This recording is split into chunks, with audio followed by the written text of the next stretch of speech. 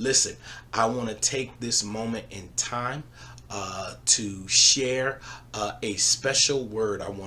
It's a word of encouragement to the fathers.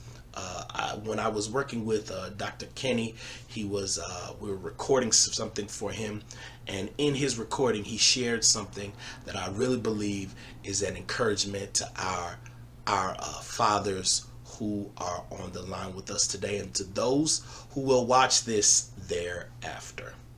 I am a divine formation, and in my DNA is the substance of God, released by God, expressed and communicated in the breath of God, that makes me somebody. My somebodyness is not in my bank account, my back, my brain. It's not in my business network. It's not in my britches.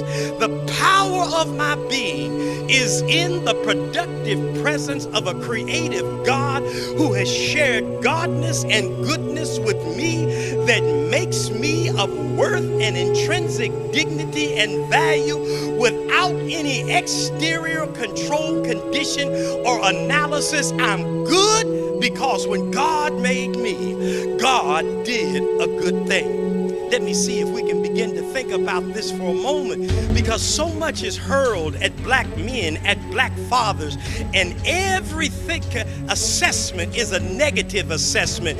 It is a negative interpretation, and constantly you're bombarded with the negative and with where the fault is and where the flaw is.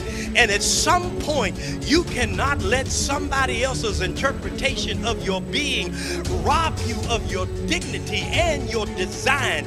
And at some point you have to affirm my formation, and I'm formed by an awesome God who made me magnificently, marvelously, majestically, and magically, that I have the imprint of God.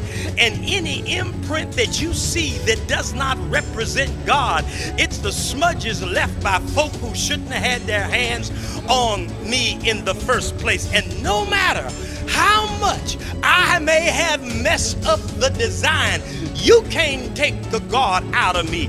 So I stand flat-footed before anything and anybody and tell them I am a creation of God. My manhood is not derived by your categories, your assessment, and your analysis. My manhood is God endowed. God has ordained. I'm formed and I'm good. I'm formed and I'm majestically made. I'm formed and I'm wondrously made. And even though you may have negative assessments of my being, that you are ignorant of who I am and what I've done.